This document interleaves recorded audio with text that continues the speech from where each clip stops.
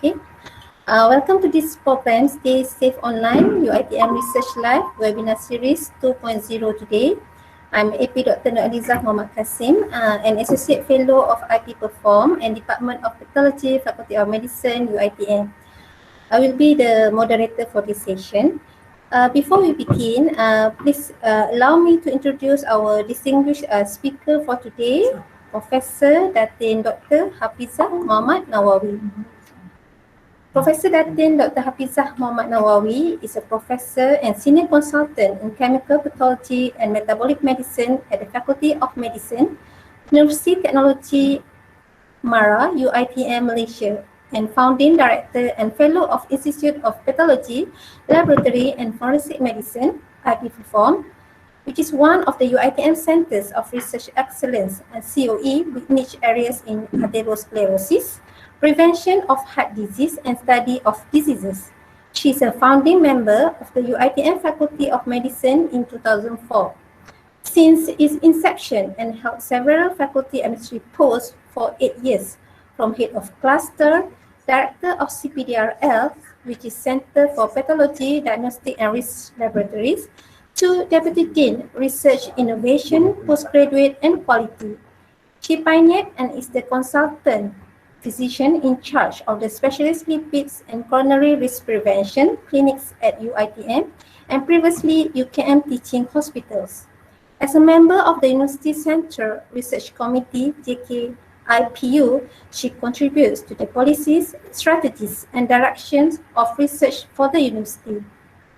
After obtaining her medical degree with distinction, she was awarded the British High Commissioner's Award and Malaysian government scholarship to pursue her postgraduate training in chemical pathology and metabolic medicine in United Kingdom at the Royal Postgraduate Medical School, Hammersmith Hospital and the Royal Free Hospital, University of London, during which time she had worked as Senior Registrar and Clinical Research Fellow in chemical pathology and metabolic medicine at both London teaching hospitals and medical schools.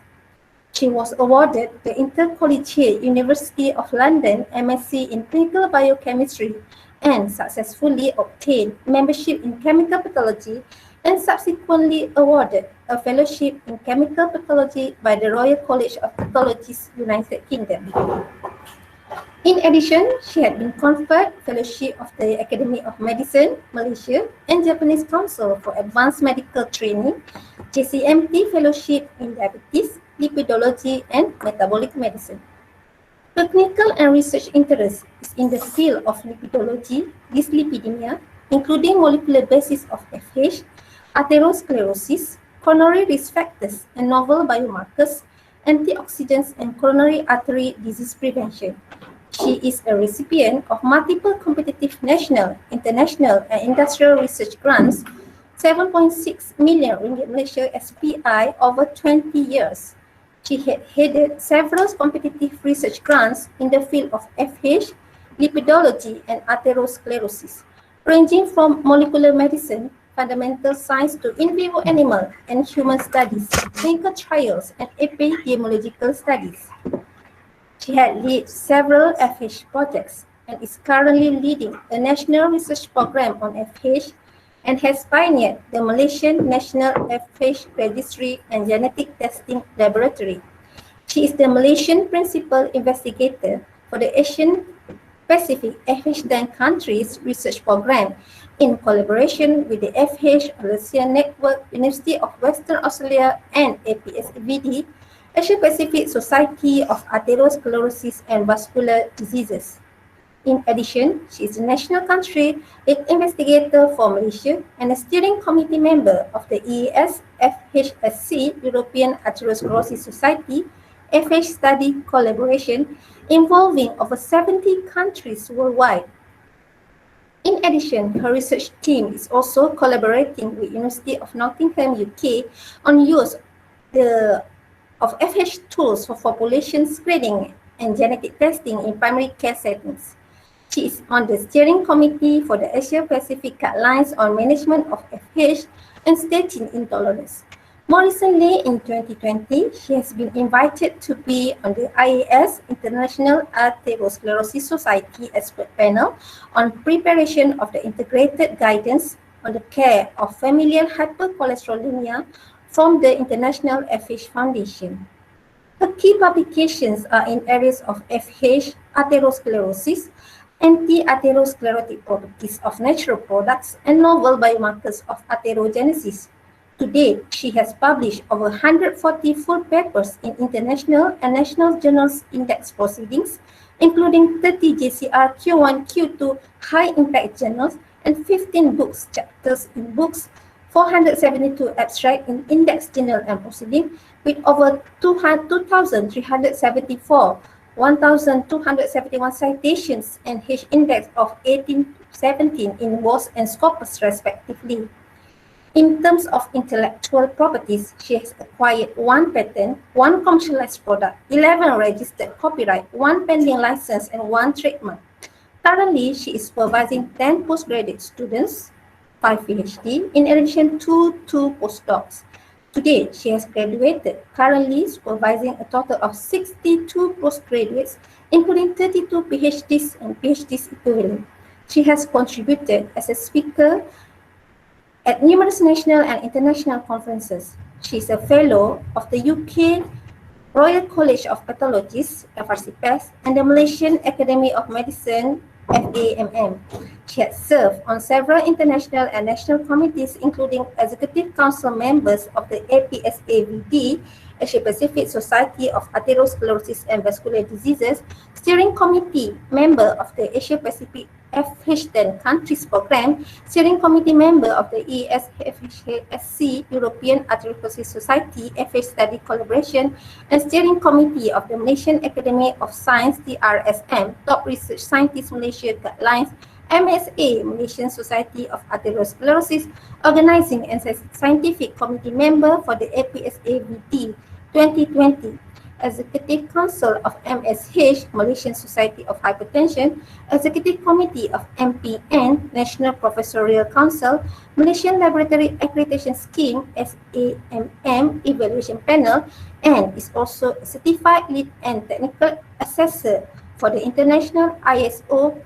15189 Accreditation Scheme for Medical Laboratories. She sits on the Malaysian Academy of Medicine Credentialing Committee for the National Specialist Registry, advisor to the Institutional Organizing Committee for the Good Clinical Practice for Clinical Trials, and a member of the National Committee for Good Laboratory Practice, GLP, Malaysian Ministry of Health. She is on the editorial board of several international and national journals, including Atherosclerosis, JCR Q1, and the Malaysian Journal of Pathology, review panel member of several national research grant schemes, such as the Malaysian Ministry of Higher Education, MOHE research grant schemes, Ministry of Science, Technology and Innovation, MOSTI, eScience, Techno and Innovation Funds. She has been invited as reviewer of several national and international journals, including Atherosclerosis, Clinical Cardiology Journal, Diabetes and Metabolism, Clinica Chimica Acta, European Journal of Clinical Nutrition, European Journal of Preventive Cardiology, Medical Journal of Malaysia, and Malaysian Journal of Pathology. I think I need 2 hours more to complete presenting Prof. CVs. What an impressive achievement, Prof. Congratulations, Prof. And let's go to our main agenda. Okay, I think so. Without further ado, I would like to invite Professor Datin Dr. Hapizah Mohd Nawawi to deliver her talk on Transcending Research on Familial Hypercholesterolaemia in Malaysia, Venturing the Path and Enhancing Linkages. So, Professor Datin Dr. Hapizah Mohd Nawawi, over to you. The floor is yours, Prof. Assalamualaikum warahmatullahi wabarakatuh. Very good morning to everyone.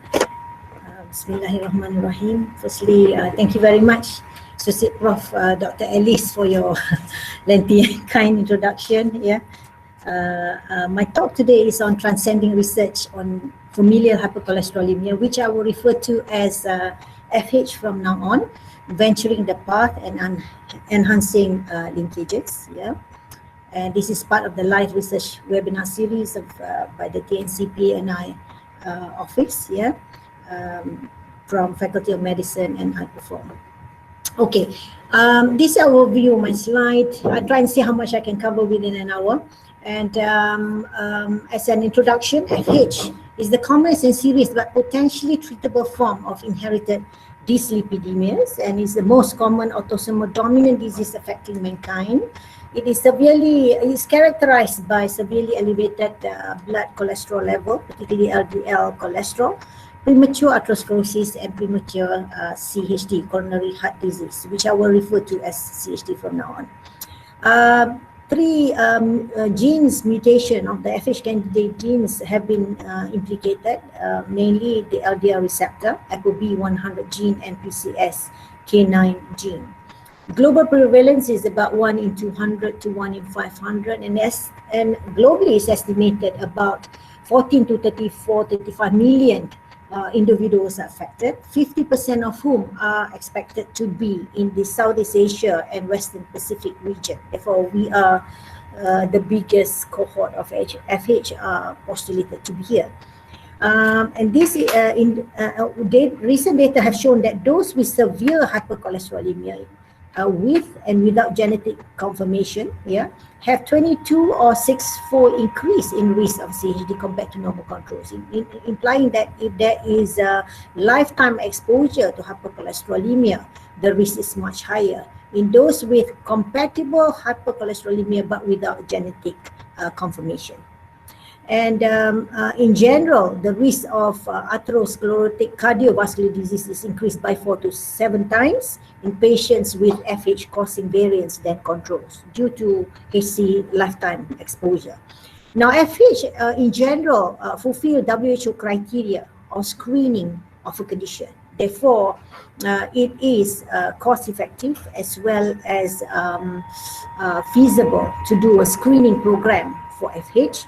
And more importantly, it is treatable with low-cost, lower lipid-lowering medications, leading to substantial reduction in premature CAD, which the effectiveness of detection and treatment of FH has been shown very clearly by several international cohort studies. Screening allow us to have evidence-based, to conduct evidence-based intervention, reduce PCAD, and improve health and saves life and health expenditure. Now, majority of FH patients are under-detected and under-treated worldwide. Hence, if we leave that as what it is, that will lead to lost opportunities for CHD prevention. Now, this is the atherosclerosis timeline. It does not occur overnight. It starts from the first decade, and it starts with endothelial dysfunction, which is the early sign of atherosclerosis. And in FH patients, it starts very much early. So it starts with foam cells formation right up to plaques and as well as complicated lesions. Now, the structure of LDL, basically it is a soft waxy fat particle, important in physiological function in terms of cell membrane construction, bile acid synthesis for fat digestion, synthesis of steroids, as well as vitamin D. However, it is well known and very famous to be bad cholesterol because it can accumulate in the walls of arteries, leading to atheromatous plaques, hence atherosclerosis-related complications, most importantly, coronary heart disease, also stroke, as well as peripheral vascular disease, PVD. Now, in terms of epidemiology, we know that FH is the commonest autosomal dominant condition affecting mankind, as you can see from this table. And familial hypercholesterolemia, according to WHO report, it has been estimated to be about 14 to 34 million worldwide. As you can see here very clearly, more than 50% are in Southeast Asia region and Western Pacific region. So that means at least 50% of world FH are in the Asia Pacific region. And Asian countries such as China and India alone may have more than 5 million FH patients. However, the exact number of FH patients in Asia remains unknown. Now, it also has been reported that FH is underdiagnosed, undertreated in the general population worldwide as well as in Malaysia. As you can see from here, most countries, the detection rate is less than 1%, and in Malaysia, if we take a prevalence 1 in 500, it's estimated to be about 2%. Yeah. Now, this is the National Health Morbidity Survey over 3 cohorts from 2006 to 2015, as you, in terms of prevalence of hypercholesterolemia in adults more than 18 years. As you can see here, the prevalence increases from 21% to about 48%, yeah, over 10 years. Yeah. And what is more important is that if you look here in 2011, 3/4, 75% of patients or individuals with hypercholesterolemia are undiagnosed. And worse still, in 2015, about 4 out of 5, that is 80%, were found to be undiagnosed at the time of detection. This is our study published in 2002, quite some time ago, where we documented from the RAUP study. We showed that about 2/3 of the rural population were having hypercholesterolemia, and about 12% have severe hypercholesterolemia. Now, this is more recent in 2018, where we reported that the overall prevalence of hypercholesterolemia from a cohort of over 5,000 subjects from various cohorts in Malaysia, most states across East and West Malaysia, overall prevalence is more than half. And severe hypercholesterolemia was found in about 6% of those with hypercholesterolemia. And what's more important, similar to the previous study, it was shown that unawareness of hypercholesterolemia was found in 80% compared to 20% known hypercholesterolemia. All right. At the same time, we also reported that 31%, 16.7 at high risk, 14.2 at very high risk categories, but 31% of those with hypercholesterolemia were in the high or very high risk categories. And amongst the high risk and very high risk categories, only about 25% were on lipid lowering medication, certainly undertreated, and percentage that achieved target LDL was only above 16%.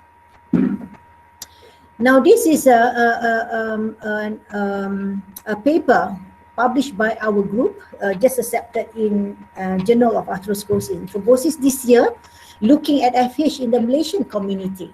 Now, we found that this is again over 5,000 subjects. Prevalence of clinically diagnosed FH is 1 in 100. Lipid lowering medication were prescribed in about half or 1/3 of patients with potential FH and possible FH respectively. By the way, potential FH is definite and probable FH by the Dutch lipid criteria. But none of them actually achieved in the community, achieved the therapeutic LDL target according to national and international guidelines. Right, and assuming a 1 in 500 global prevalence of FH, this translates to an estimated detection of 2.3% for all categories of FH, and for potential FH, less than 1%, about 0.3. So therefore, we concluded that clinically diagnosed FH in the Malaysian population is much higher than most of the population in the world. In general, previously thought to 1 in 500, now 1 in 200 generally, with detection rate of less than 1%. In most countries, and also in Malaysia. At community level, molecular confirmation is underperformed, and majority of them do not achieve target LDL for high risk patients. Therefore, public health measures are warranted, very important for early detection and treatment to enhance opportunities for PCAD prevention. This is actually part of the My Hebat study, where the FH study is part of the Malaysian Health and Wellbeing Assessment, Health Assessment Study. Okay, involving almost all states in the country, in East and West Malaysia. All right. Now, This is another report from our group looking at prevalence of FH and coronary risk factors among patients with premature coronary artery disease, and this was done in collaboration with IJN and the Sungai Buloh Heart Centre. And what we found was clinically diagnosed FH were detected in about a third of angioproven PCAD, PCHD patients. And the coronary risk in these PCAD patients with clinically diagnosed FH are quite high. For example, central obesity in 70% of them, hypertension in about 60%, diabetes in 43%, positive family history 41%, and smokers almost a quarter, 21%, right? And males is another risk factor, 88%. And this was presented at the 2019 APSABD Atherosclerosis Asia Pacific Society of Atherosclerosis and Vascular Disease in Taiwan recently. And this is part of the ES-FHSC study, where Malaysia is one of the Asia Pacific countries, participating in this study. Over 63 countries participated. It's almost 70 countries now across 6 continents. This is the landmark study, a big study of FH, and it has been published in Atherosclerosis, which is a high impact journal, a JCRQ1 journal. And the conclusion is that from this European Atherosclerosis FHSC study, where Malaysia is a participating country, it represents an excellent opportunity to integrate individual efforts, collective efforts across the globe to tackle the global burden of FH. And information from the registry can be useful in terms of various aspects. One is to reduce gaps in knowledge and to inform best practices and assist in clinical trial design, support clinical guidelines and policy development, and ultimately to improve the care of FH patients worldwide. All right, and these are the collaborating centers, including IJN and various other centers. And the issues from here is that the highlights of this paper that was published in 2018 indicated that ES-FHSC, as an international initiation involving a network of investigation of investigators from across the globe, over 70 countries, and that will FH diagnosis and management may vary widely across the countries, but overall there's suboptimal identification, that means under detection and under treatment. And in most countries, primarily diagnostic criteria were based on the Dutch lipid clinic criteria, and less frequently the Simon Room and the MedPAD. And therapy for FH is not universally reimbursed, and criteria vary across the countries. Access to PCSK9 inhibitor, which is the newer cholesterol lowering medication, and LDL apheresis for severe cases is very limited. And that's just showing that Malaysia is one of the participating countries, putting UITM and Malaysia on the world map. Okay, in terms of pathophysiology and molecular pathology, we now know the genetic defects involved in FH is mainly the LDL receptor, followed by ApoB100 gene, as well as more recently PCSK9 gain of function mutation. They are autosomal dominant, transmitted by autosomal dominant mode of inheritance. However, there are also other autosomal recessive hypercholesterolemia that may mimic the phenotype of FH, such as the ApoE, particularly E4E4 gene phenotype, genetic mutations, as well as LDL receptor associated protein 1. So we have done our own for the Malaysian population in compilation with the Asia Pacific region of mutations for FH, which has been not well established in this part of the world. Now, this is arthrogenesis. For those of you not in the field, basically arthrogenesis can be elevated by any of the major risk factors, for example, hypertension, diabetes, smoking, etc., and particularly elevation in LDL level in the blood. So, for example, in FH, due to the genetic mutations, the serum or the blood level of LDL is markedly elevated. That will cause endothelial dysfunction, endothelial damage, endothelial activation and dysfunction, leading to increase in adhesion molecules. That will in turn increase the adhesiveness of monocytes to the endothelial cells, and they pass through the interendothelial cell junction. So monocytes change their passport from becoming monocyte to macrophages. And these macrophages then, and also because of the endothelial dysfunction, the endothelial cells are leaky. So more LDL cholesterol can come in, and and some gets oxidized and get engulfed by the macrophages, and they become foam cells, which is the key event in arthrogenesis. And macrophages also express scavenger receptors, which actually preferentially take up modified LDL instead of the by the macrophages instead of hepatocytes, therefore enhancing the formation of foam cells, which forms the lipid core, plus the free cholesterol ester within the central core of the atherosclerotic plaque. At the same time, there will be macrophages and several other cells produce cytokines that enhance inflammation, and that will further propagate the arthrogenesis process.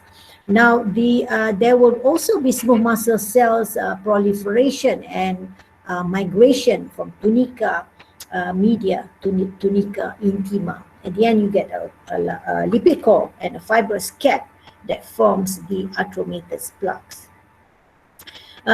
This is the burden of atherosclerosis in FH. The concept here is early intervention. Right. So the natural history for FH due to lifetime exposure to severe hypercholesterolemia, if they are left alone without intervention, they will eventually, patients with FH will get early arthrogenesis, early atherosclerotic plaque, and they are at high risk of premature CAD. All right. So which means if they are detected late or undertreated, they have much worse prognosis and higher risk of getting CV events. Now, the concept is to introduce early therapy, for example, in early childhood or in early adulthood, to retard or to delay the process of arthrogenesis, so that at the end of the day, that we can prevent premature CV events. Now, with mutation of the FH candidate genes such as LDL receptor, for example, there will be less functional or less numbers of LDL receptor, less cholesterol from the blood will be taken up into the hepatocytes, for example, and that will lead to formation of atherosclerotic plaque. And that will in turn to lead to atherosclerosis-related complications, commonly myocardial infarction, or acute coronary syndrome, angina, and atherosclerotic cardiovascular disease, including stroke and peripheral vascular diseases. This is published by Nordesgat in 2013, looking at LDL burden in individuals with and without FH as a function of age. As you can see for here, heterozygous FH, all right, and this in green are people without FH. So the usual threshold, average threshold for CHD would be around 55, all right? And heterozygous FH are at risk of getting premature CHD, right? If left untreated, heterozygous will get around in the 30 to 40 decades, 30 to 40, about 35. And for homozygous, much earlier in childhood, around, say 10 to 15. Now, the threshold for CHD, if they are treated low dose statin in early childhood or high dose statin in early adulthood, you can see the attenuation, of this red graph to delay in the onset of CHD.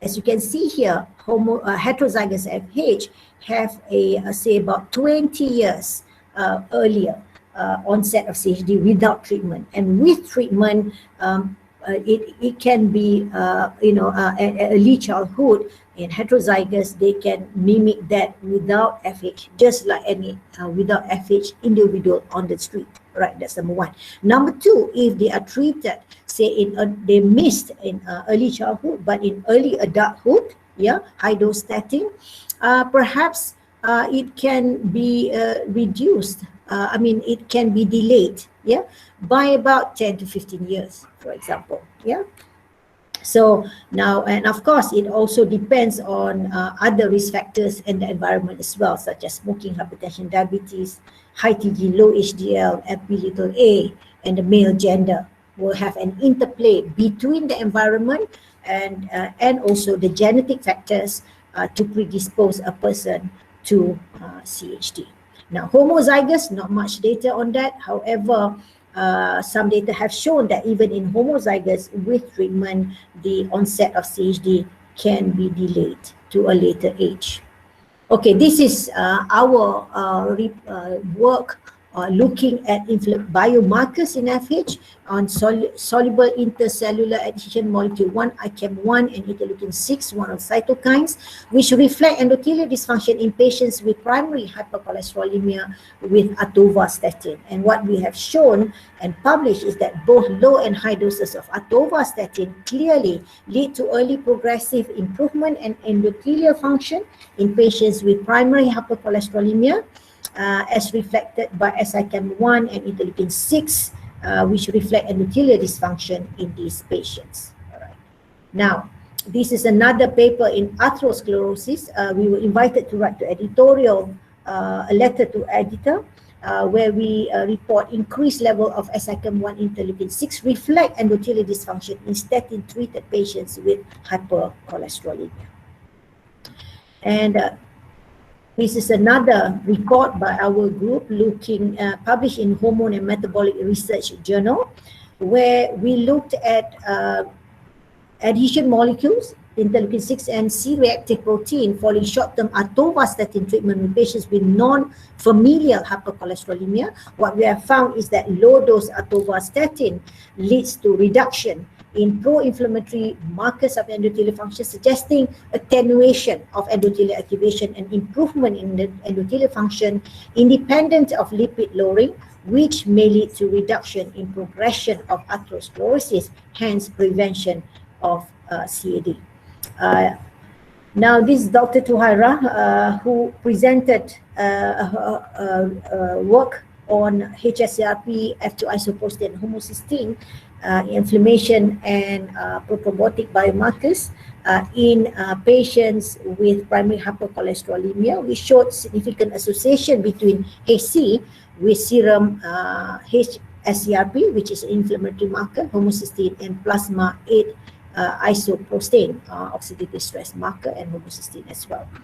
Now, and at the same time, we reported enhanced status of inflammation and endothelial activation in subjects with FH, as well as their related unaffected family members. All right.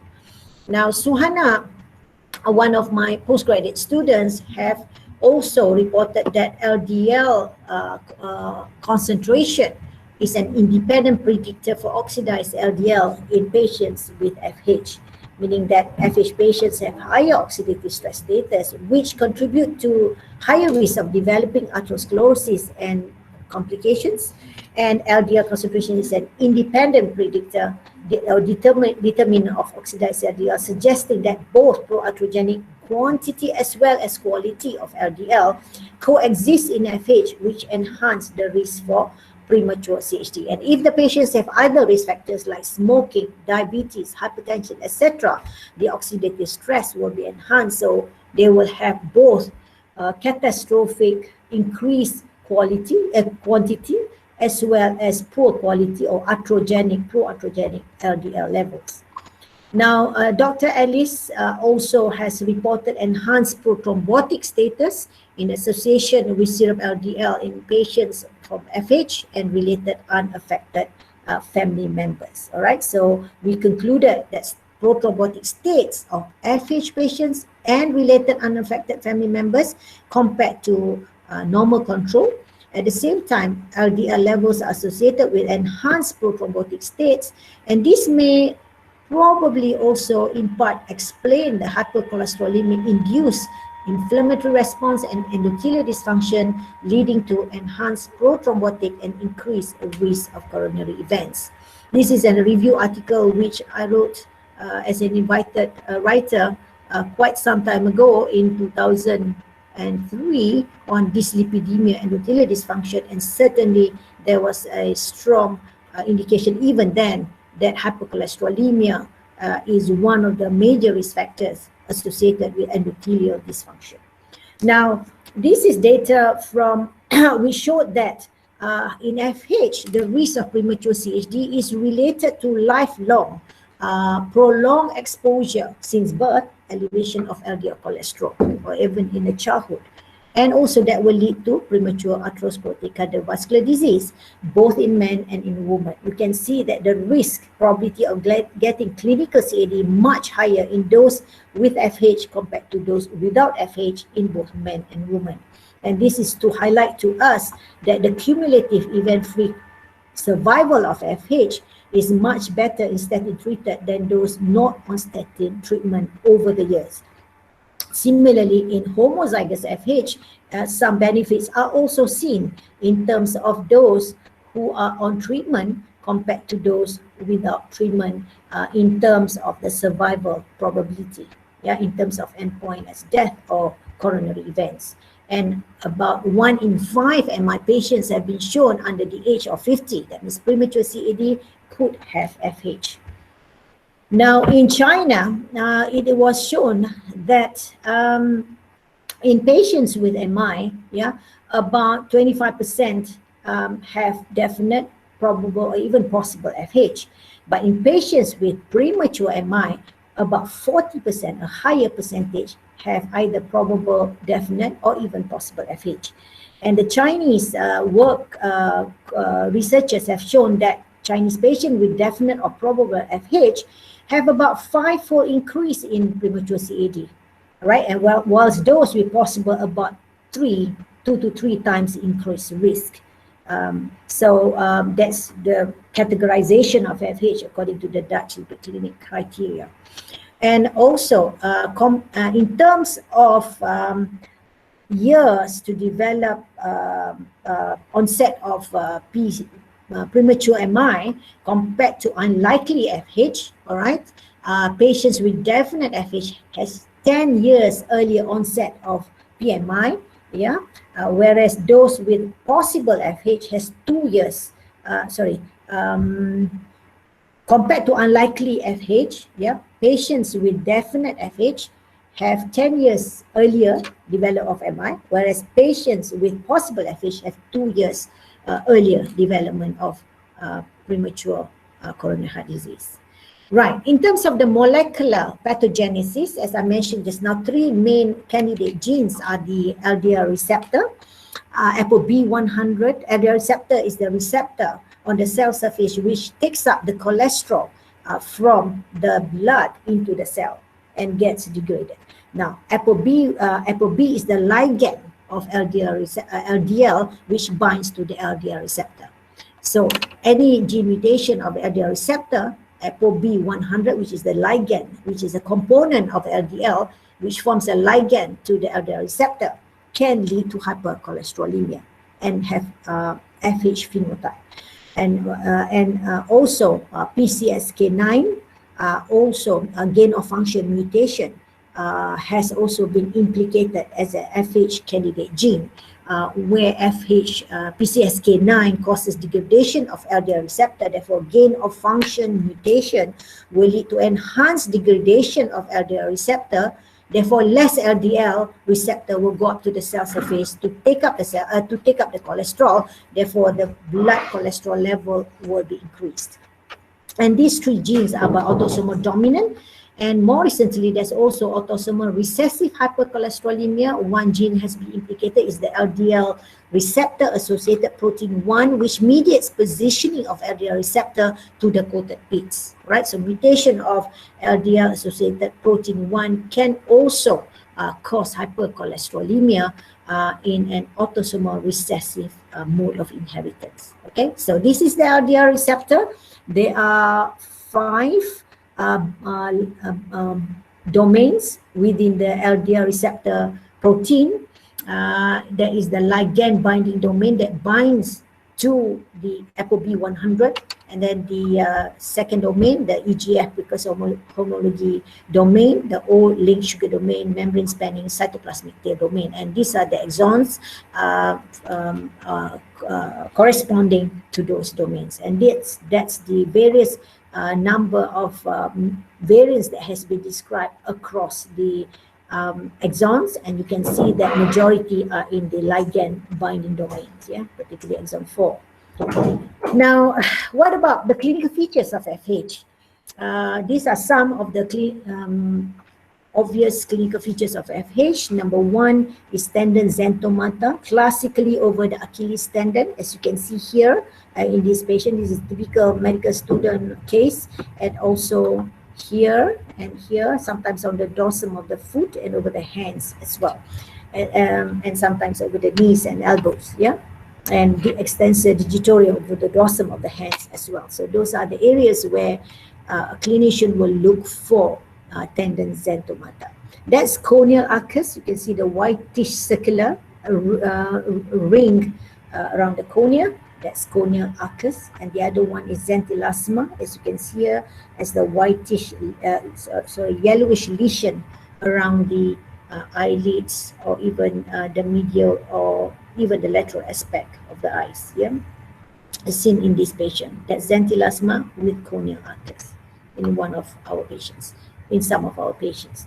Okay, we have reported on the IMT thickness, yeah, intima media thickness of the carotid artery in patients with familial and non-familial hypercholesterolemia, and we have found that that they are increased, yeah, in patients with familial hypercholesterolemia. And that's angiogram photo of proximal left anterior descending artery stenosis and post cutaneous coronary intervention here. That's the obstruction there, and that's post PICT intervention, and that's a patient who had a coronary artery bypass graft, and that's the scar, and that is to show calcification in some of the left anterior descending artery shown on CT scan, and this is the by ultrasonography. The intima media thickness could be measured as a marker of atherosclerosis. Okay, and these are some recommended physical examination of patients with FH: body mass index, waist circumference, blood pressure, xanthomata, xanthelasma, to look for. They classically they can have aortic stenosis and calcified valve, and also carotid bruit and abdominal bruit due to sometimes due to aortic aneurysm as a complication in severe cases, as well as looking for peripheral vascular disease. And okay, so these are some of the that's done on patients for assessment of patients with FH. And more recently, there is more emphasis being put on imaging techniques, yeah, including calcium score, and CT scan, MRI, etc. Yeah, the gold standard is coronary angiography for CHD diagnosis. Okay, and factors that can modify risk of cardiovascular disease in patients with FH is serum LDL level, and also the duration. Yeah, if it's FH, it's lifetime exposure since childhood, so the risk is much higher. Severity, pathogenicity of the causative mutation, the type mutation, and in which part of the LDL receptor, whether it's heterozygous or homozygous, whether it's causing defective or a null allele, leading to completely absent of LDL receptor. Smoking, of course, will enhance the atherogenesis, atherosclerotic plaques, and serum LPA level also will enhance the increase the risk, family history, premature atherosclerotic cardiovascular disease, patients with CKD in FH, gender, of course, males, premenopausal, and postmenopausal women, and metabolic syndrome such as central obesity, hypertension, diabetes, impact glucose, hypertension, low HDL. Okay, now in terms of diagnostic criteria, there are four international established criteria for FH diagnosis. One is the Dutch lipid clinic criteria, all right, and it is most widely used worldwide. Second one is the the Dutch lipid clinic look at family history, personal clinical history, signs I mentioned just now, and the level of cholesterol baseline pre-treatment level, and whether or not there's documented gene mutation within the patient or the family members.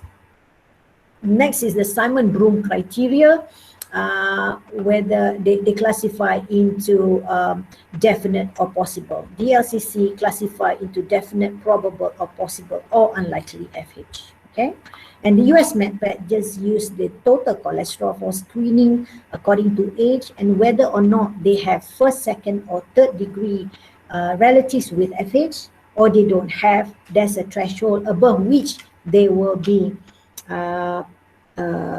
classified as possibly having FH and warrants further investigation. Okay, this is the Japanese criteria.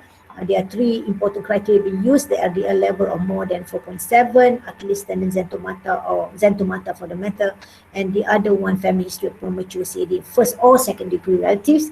Any two criteria will warrant further investigation, two or three. If one, then they need to be screened for other conditions as well.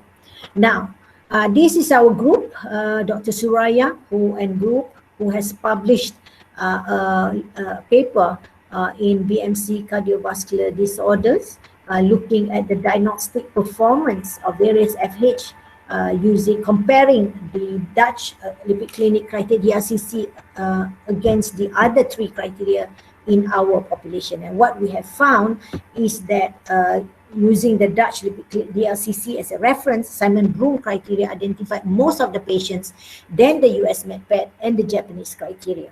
All right, and Simon-Broom criteria compared to Dutch DLCC has the highest sensitivity compared to US MedPAD and the Japanese criteria. And Simon-Broom criteria compared to DLCC have almost 90% specificity and good predictive values for positive tests and 60% negative predictive value of negative tests. So in Asian population, at least in Malaysia, Simon-Broom criteria were more useful in identifying positive FH cases leading to genetic testing than the Japanese or the US MedPAD criteria. And at the same time, we are also working on establishing a Malaysian criteria for FH diagnosis. Right, this is another report from our group which was published recently by our postgraduate student looking at classification of FH using ordinal logistic regression. This is in collaboration with the Faculty of Science and Mathematics, Science, Computer and Mathematics, where we have found and reported that diastolic blood pressure, corneal arcus and xanthomata were found to be significant covariates of FH.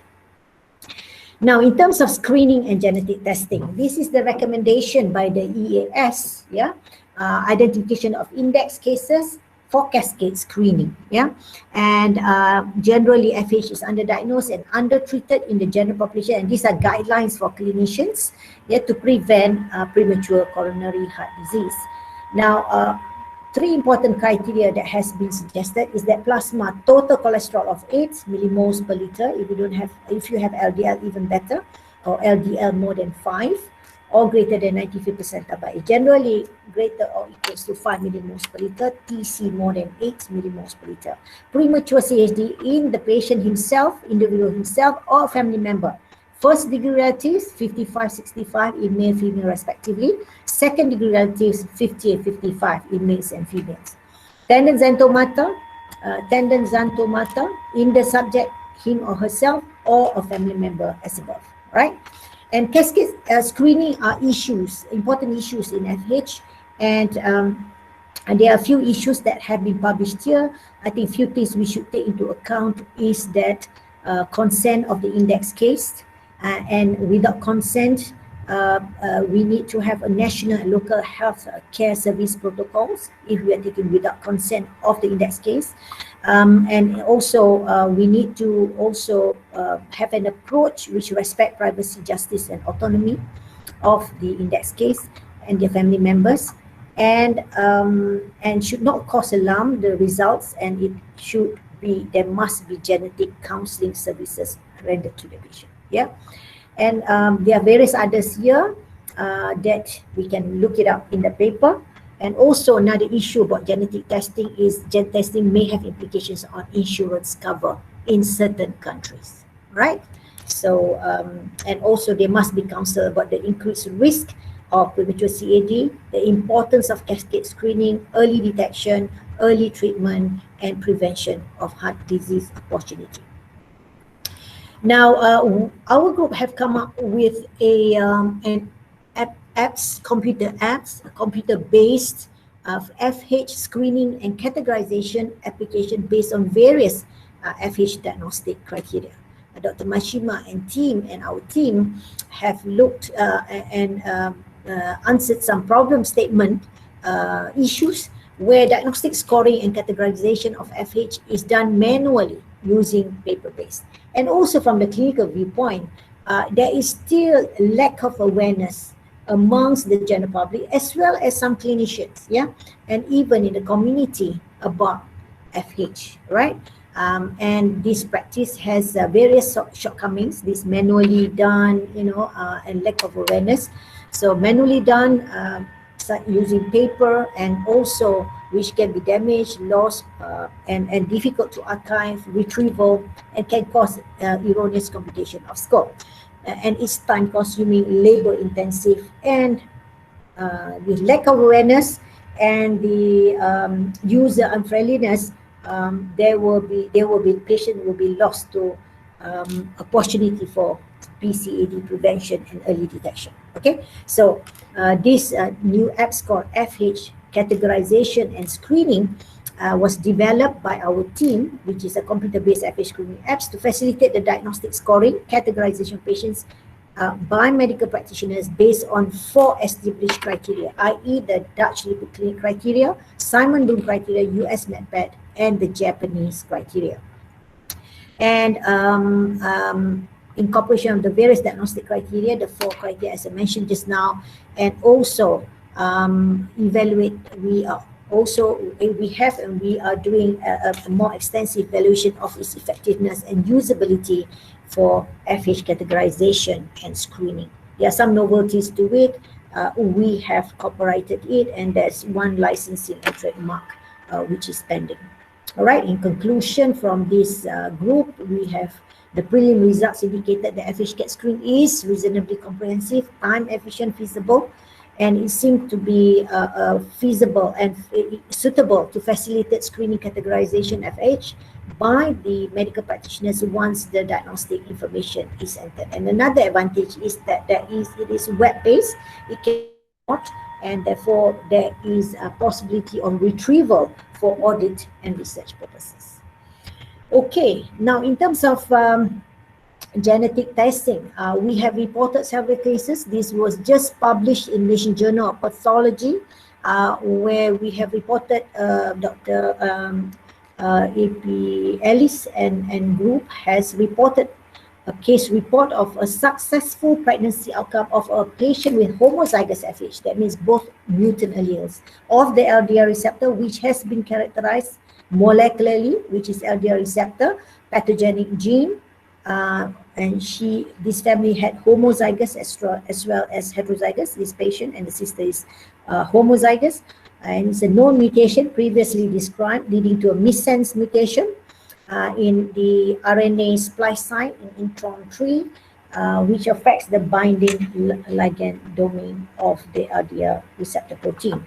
This is another case report by Associate Prof. Dr. Shafina and our group, which was published in a high-impact JCR21 journal on heterozygous FH in a pair of identical twins, a case report and updated review. And again, we have this is the family cascade screening which we have done on this patient, and that's the father, who is an index case. And more interestingly, they had a pair of identical twins, both of whom were affected heterozygous for FH. And that's another son who have also been documented and molecularly confirmed to have the same variant in the LDL receptor mutation, leading to a missense mutation. And also the father and the grandfather of these children were also affected. Again, LDLR gene, pathogenic variant, heterozygous, known mutation previously described, leading to missense mutation in exon 4, which is one of the commonest hotspot, which involve the ligand mutation of the ligand binding domain of the LDL receptor. And this is another case report which we have published in Malaysian Journal of Pathology 2014. Again, homozygous FH patients who had LDL receptor gene pathogenic variant, homozygous, in her, but heterozygous in another member of the family, another family member, but there is consanguineous in the family where the parents are cousins. So again, exon 5 ligand binding domain of the LDL receptor protein. This is the case report which we have presented on a patient with homozygous for the LDL receptor gene pathogenic variant in exon 18, which is not common, but we found that in this patient in Malaysia with cytoplasmic tail, involving the cytoplasmic tail domain of the LDL receptor protein. It's a novel mutation not previously described, leading to a small deletion of the LDL receptor protein. And interestingly, this patient, although homozygous, presented with milder clinical phenotype compared to other homozygous mutation which we have previously described worldwide. This was during earlier days. Associate Prof. Azian was working on her MSc program at that time, where we describe using DGGE, denaturing gradient gel electrophoresis method for mutational screening for LDL receptor as well as ApoB100, and of course it's quite absolute now with the next gene frequency, which is state of the art for gene sequencing. All right, and our group has also published on a genetic study of LDL receptor ApoB100 gene among Malaysian patients in FH as a cumulative of some of the data that we have obtained previously. Okay, this is the whole nation data on LDL receptor variants identified in Malaysia on LDL receptor. You can see it comes mainly from the LDL receptor domain region, exon 2 to 6, and also involving, there's one here, some of them described by our group, that cytoplasmic domain, cytoplasmic tail, and the other domain as well. And this is from our initial work involving 301 patients that we have initially screened, and currently on the way we are getting another 400 which is currently being analyzed. And our group have shown several mutations in various exons, as you can see from here, and we have described 1 novel and 3 known mutations in the ligand binding domain, pathogenic, I'm talking about pathogenic variants here, and also 2 novel and 6 known mutations in the second domain, which is the EGF precursor homology domain. And also our group have described 1 novel mutation in the membrane spanning domain, and also 1 novel in the cytoplasmic tail domain. All right, and this is the ApoB variants identified in the Malaysian population. All right, as you can see, and these have been described by our group where a total of pathogenic variant has been described 22, and 9 of which are novel. And PCSK9, we also have described a total of 6 pathogenic variant novel in 2 variants. And also ApoE variants, total pathogenic 4, novel variants 3. We also have described BCG5 and G8, yeah, and these are total pathogenic variant 14 and 4 here, and for G8, 7, but no novel variants. So that's a summary of what I mentioned just now, that we found about, this is for individual percentage of patients with individual candidate genes mutation, pathogenic variants, and also that's about 45.2%. And if we look at all those without the major genes pathogenic variants, but they do have at least one in the minor genes, FH genes, that's about 52%. Yeah, and that is looking at all patients, and this is looking at definite plus probable. It's higher at in all patients, about 54% detection rate, and that's a molecular work done by our students and RAs. And this is a recent paper, a review paper, together with our collaborator in Professor Mohd from University of Western Australia, published in 2020, early this year, summarizing genetic testing in dyslipidemia. Except for FH, the rest not well established, but in FH is quite well established. All right, perhaps we can just show a quick video on the FH FH screen, as well as our FH Vikasan, which is a genetic genotype, a kit for detection of FH known mutations in our country.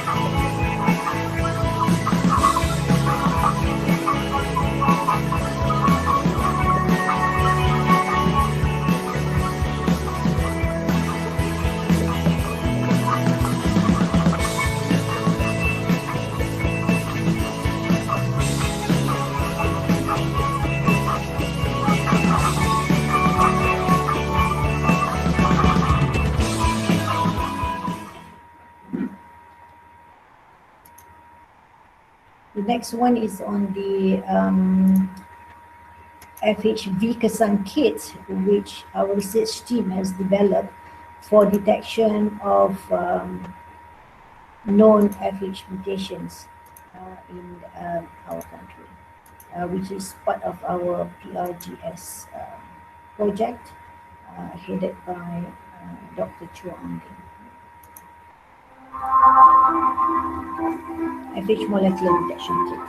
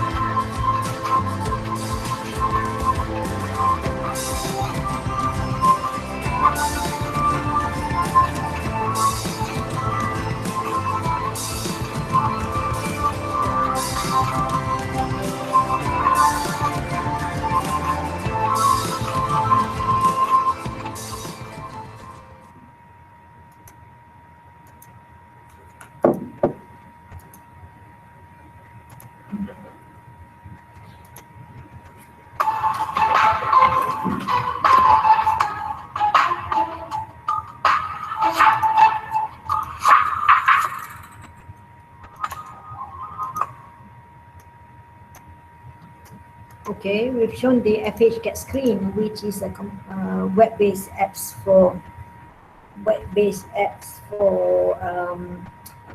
screening and categorization of FH, and the other one, the FH-Kesan, which is a FH molecular diagnostic kit for known mutation in Malaysia. And the FH-Kesan is the objective of FH-Kesan is really to develop a kit that can be used in our part of the world, and the other one is to test it in the field in real patients. Okay, now in terms of treatment, these are standard protocol, and I will skip that in the interest of time in terms of the medications for children and adults. And this is the cardiovascular risk according to the latest 2019 European Society of Cardiology as well as Atherosclerosis Society, where FH with atherosclerotic cardiovascular disease with another another major risk factor are in the very high risk category, and people with markedly elevated single risk factors such as severe hypercholesterolaemia is now taken as those in the high risk category. Therefore, FH with established CAD or with FH with another major risk factor like smoking, hypertension, diabetes is considered very high risk category. And in terms of the targets, is getting lower now. The high risk recommended is less than 1.8 millimoles per liter, and for very high risk 1.4 millimoles per liter. A bit far-fetched for us at the moment, because even 2.6 previous threshold of high risk, we are not achieving the target. So there's lots and lots and lots more to do within the medical fraternity and the community and those in the health sector. And also this is in patients with very high risk FH with documented atherosclerotic cardiovascular disease or another risk factor who do not achieve their goal on maximum tolerated dose of statin and ezetimibe, a combination with PCSK9 inhibitor is recommended. All right, in terms of FH at very high risk, again, recommended target is less than 1.4 LDL LDL of less than 1.4 millimoles per liter. However, if you can't at least achieve more, at least 50% reduction than baseline pre-treated level. Okay, and for those with that is in secondary prevention. In primary prevention, where they are at very high risk FH with LDL reduction and more than 50% from baseline or LDL goal of less than 1.4 should also be considered. All right, and also that's the guidelines that is being given, and we should try our best to manage the patients as best we can. This is cumulative event-free survival. You can see with statin treatment, the event-free survival much better than those not on treatment in FH individuals. This is just to highlight, I think I've shown this before, in terms of our group publishing the reduction in serum levels of interleukin-6 CRP in statin treatment in non-FH as well in FH that was published in atherosclerosis. This is while patients were given PCSK9 inhibitor. We can see that with rosuvastatin ezetimibe, for example, statin ezetimibe, there is about 50% reduction from 15 to a much lower level to almost 7 here, about 7, and then with addition of PCSK9 inhibitor, it goes down further, all right, to less than 2 for the first time. Yeah, previously is around 7 with maximal treatment of statin ezetimibe. And what is interesting, which we have not observed previously with other medication, is that with abstinence from the PCSK9 inhibitor, but continuation with rosuvastatin over about 9 months period, because the LDL level, of course, we follow that up for about a year, sustained low levels to about 3, yeah, less than 4 certainly, but much lower than what it was previously. So again, the explanation is not clear, so we're looking at literature into other reported cases of such. If it is sustained, that would be good for the patients. Of course, it's costly compared to the conventional lipid lowering medication, but certainly an area to look into.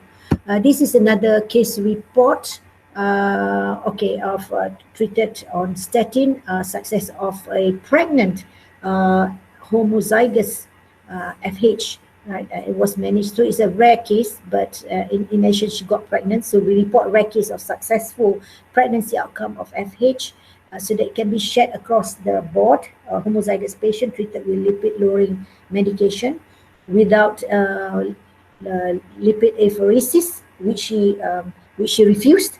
And we also discussed the genetic findings of the proband and the family acid screening of the patient, of the family members of the patient. And this is the first study using whole genome exome sequencing technique to identify causative gene mutation of FH among the Malaysian population.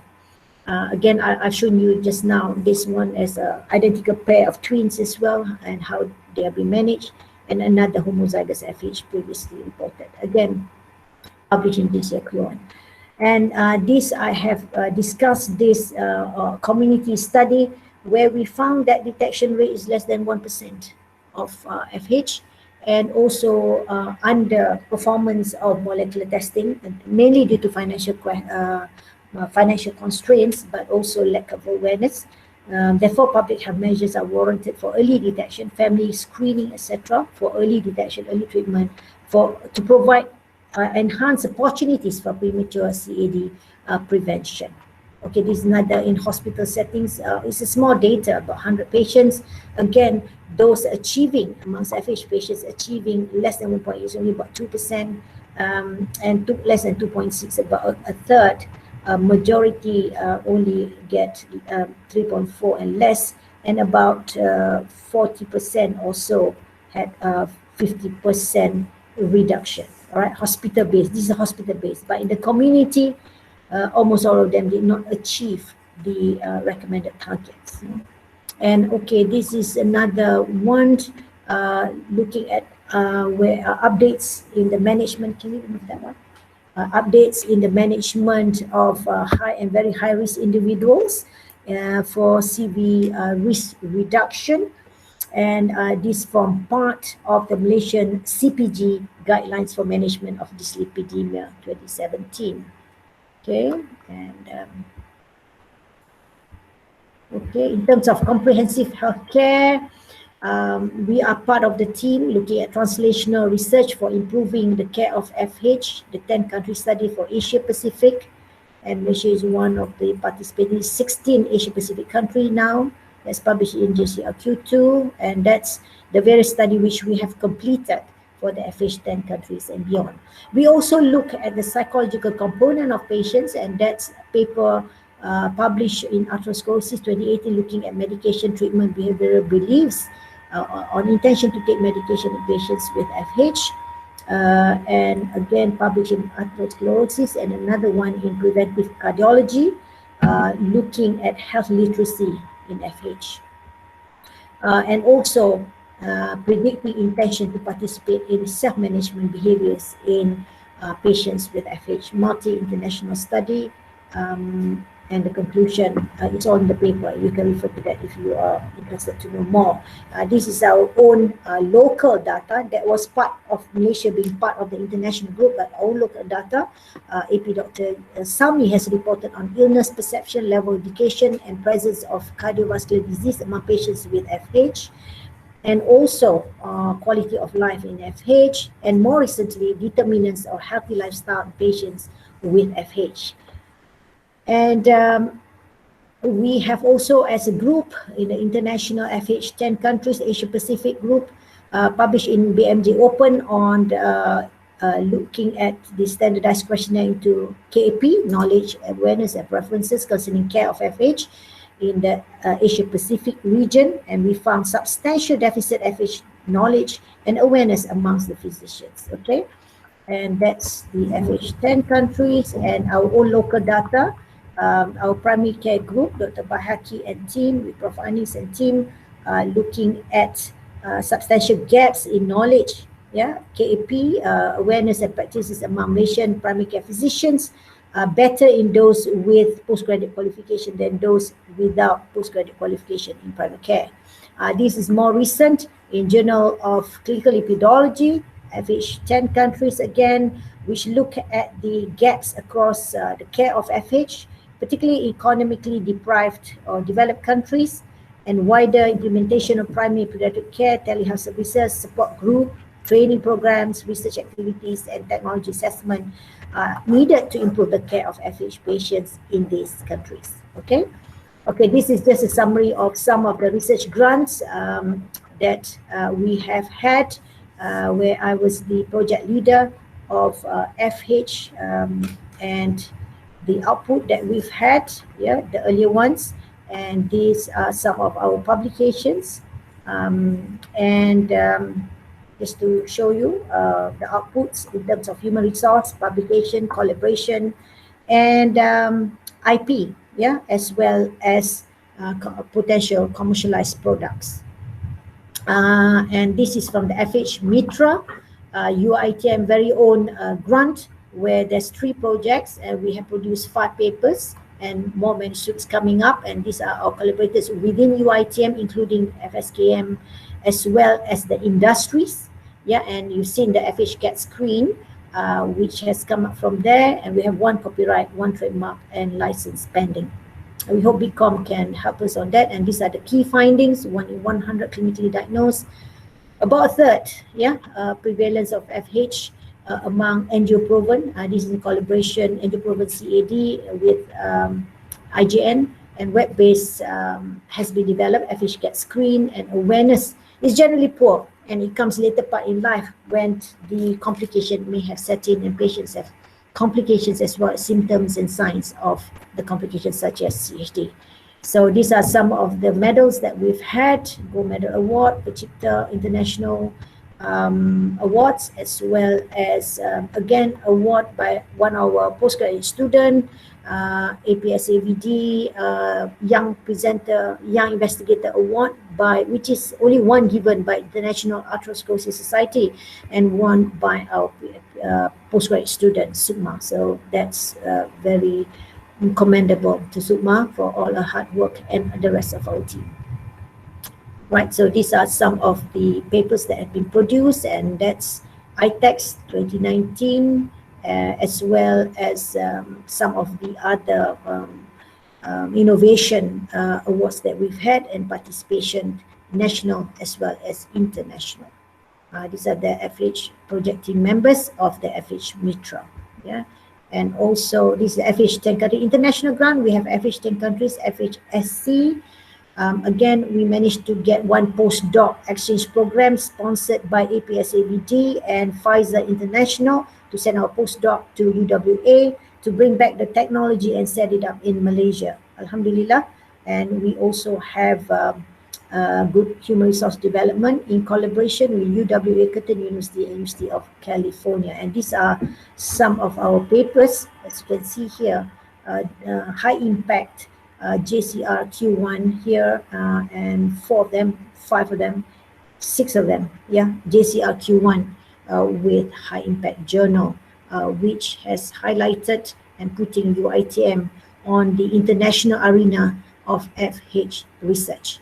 And that's another international FHSC study collaboration, where Malaysia is one of the participating countries, as well as the LRGS project, one of which is on FH. These are our national and international collaborators. These are the papers we produce and books that also we produce, and these are the collaborators and human resource development of these projects. Okay, and these are some of the publications to share with you, and the books, including one on the book of my professorial lecture on predestined or treatable ticking time bomb on FH, which has been shared across to many of our collaborators and postgraduate students. So again, the papers that we have achieved, that's in Maastricht, the FHSC steering committee, as you can see here, from the various countries, and that's our meeting. We meet once a year. And also more recently, it's currently ongoing, we're looking at cell culture work, looking at effects of PCSK9 inhibitor on the biomarkers in endothelial cells. And also more recently, we have a collaboration with Nottingham University on the NUOF, headed by Prof. Anissa Fura, and these are the collaborators, with University of Nottingham, Ministry of Health, as well as UKM. And that's the PRGS I've shown to you. That's Hidayah, who our postgraduate student, working on the FH diagnostic kit, which you have shown. And these are our networking linkages, international, national, and industry. As you can see here, University of Western Australia, Nottingham, Australasia Network, Imperial College London, IAS, International Atherosclerosis Society, the European Atherosclerosis Society, APSABD, World Heart Federation, as well as the 16 collaborating centers, countries in Asia Pacific region for the FH10 country, and 70 collaborating countries across 6 continents. More recently, Taiwan Society of Lipidology, Atherosclerosis, and Korean Society of Atherosclerosis. As you can see here, these are mainly collaborative grants, joint publication, and technical transfer. And this is NUOF, the international grants with University of Nottingham training workshop. We have one PG student based Nottingham, co-supervised by our Malaysian researchers. And also the other collaboration with specific programs already lined up. More recently, this is just a few months ago, International Atherosclerosis Society have invited us to be on the expert panel for integrated guidance document on the care of FH from the international FH Foundation, and Malaysia is the only Asian country invited to be on that expert panel. Alhamdulillah. And the EAS, that's the FHSC National Lead Investigator Steering Committee, as well as the APSABD Executive Council, etc. So, and homozygous, we are collaborating on the World Health Federation. So that's the national. We just signed MOA with IJN, Ministry of Health. We also have collaboration with them, etc. And these are the industries, right? And these are our collaborators across the globe for the whole team, particularly in FH. Right, so that's in Maastricht in 2019. As I mentioned to you, 6 scientific papers presented, and that's the steering committee, and that's again more scientific papers presented in Lisbon, Portugal, with the Congress, as well as the FHSC meeting with the steering committee members, as well as the national lead investigators. And that's again in Gothenburg in 2015. And more recently, last year, before the PKP, we were in Taiwan, where we presented 10 papers from Malaysia, and Sukma won the Best Presenter Award, as I mentioned.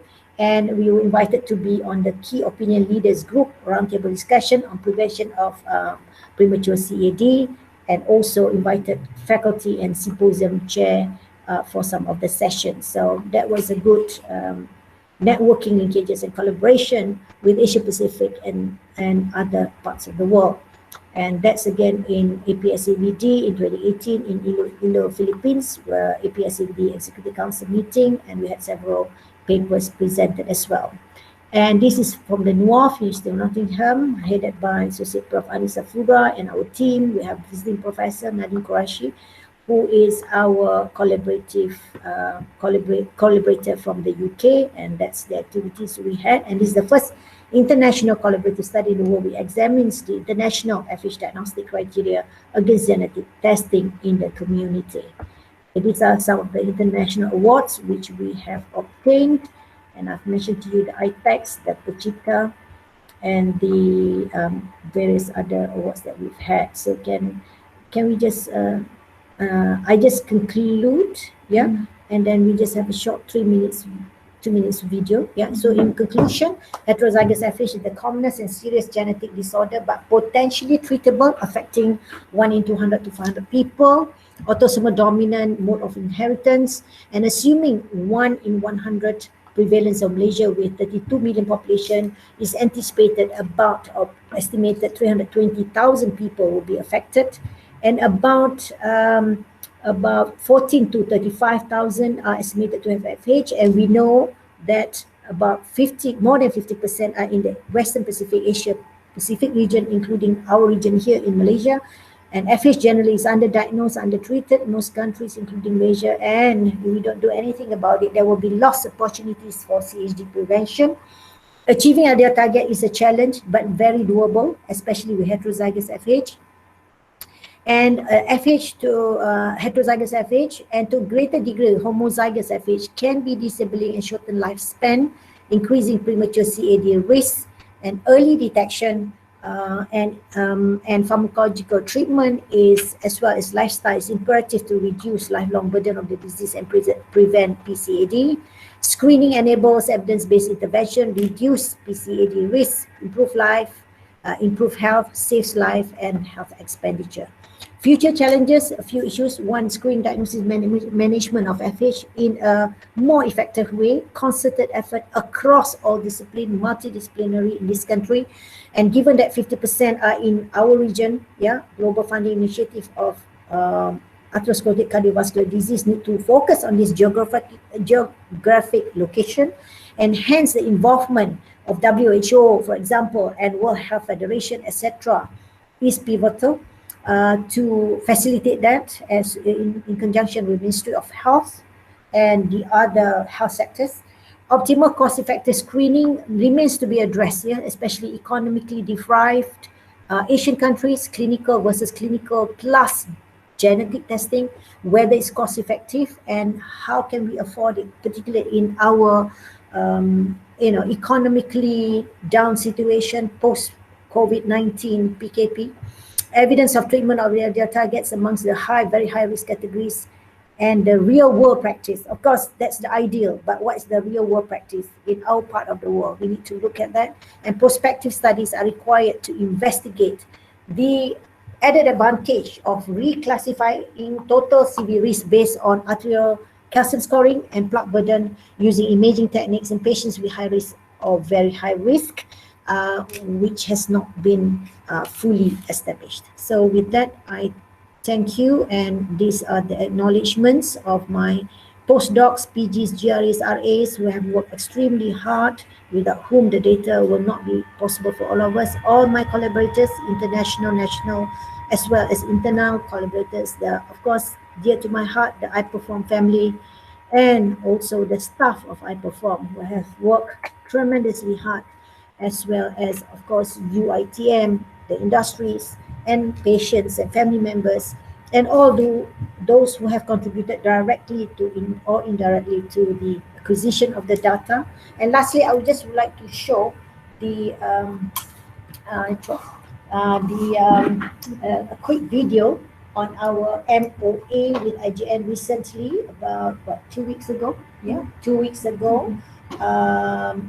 MOA with an international, with a national organization, with IGN, mainly on our work on FH. So we have signed an MOA with them. At the same time, we have already published, I think, two or three. We have published 2 full papers based on our collaborative work on FH, and we have several other manuscripts that is currently ongoing and will be published and shared across with people in this country, as well as the international in the international researchers, as well as academicians and clinicians.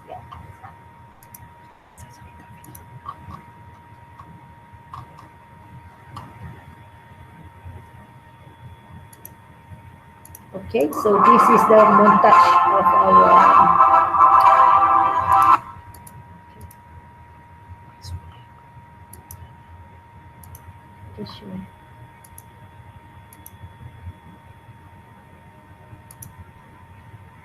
okay.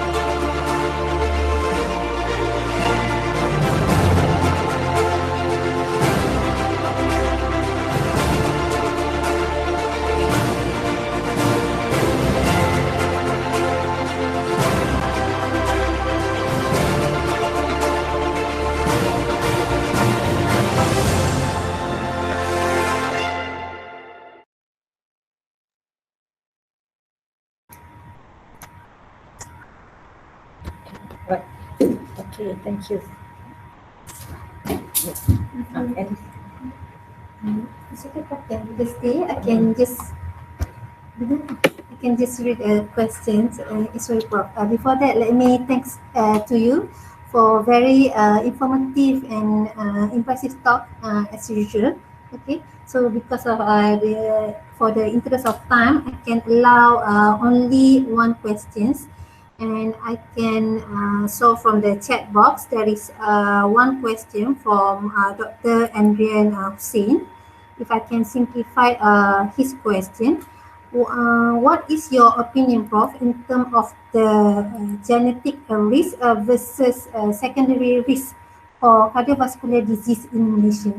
Is it a 50% genetic and 50% secondary causes? What is your findings and comments? Okay, thank you. Thank you, Dr. Alice, for summing it up and also for the question to Dr. Adrian yang menanya soalan tersebut. Very interesting question. Thank you very much for the question. I think as we know, CHD, premature CAD is on the rise in this country, number one. And number two, is that about 10% of all CADs are premature. Number three, the average onset of CAD is about 58 years, which is much lower than most of our neighboring countries. Okay, so the exact answer to that, we are not clear, but certainly is an issue that we need to test out. No doubt, environmental factors are very important. The risk factors such as smoking, hypertension, diabetes, obesity are very common in our country. For example, hypertension is more than a third, diabetes is coming up to 20% obesity, about 2/3 of our population are obese, and also with high waist circumference. So there is something quite an area of concern, and childhood obesity, etc. However, before we actually attribute that a particular risk is due to a genetic condition, we need to exclude secondary causes of hypercholesterolemia. For example, common causes would be a secondary hypercholesterolemia would be hypothyroidism, clinically, or even if you need to do biochemical testing, and nephrotic syndrome, which is usually quite obvious, cholelithiasis, obstructive liver disease, and certain drugs, of course.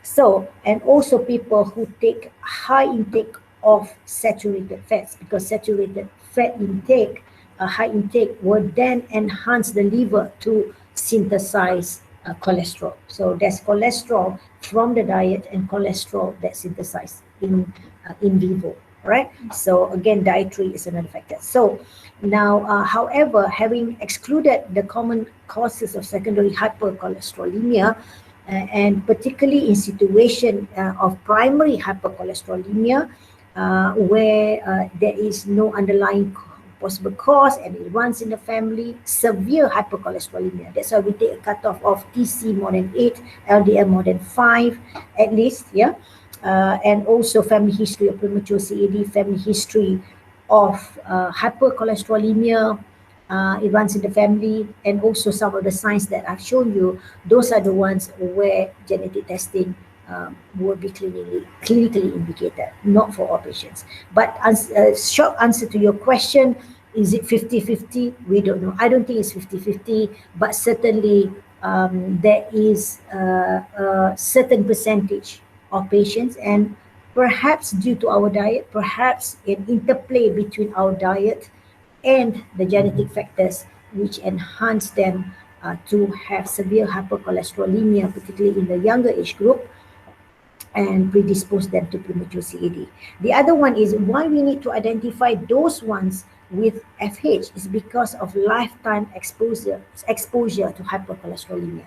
Now, for individuals who have hypercholesterolemia at later stage of their life, for example, after the age of 40 or something like that, their clinical complication or phenotype or complications that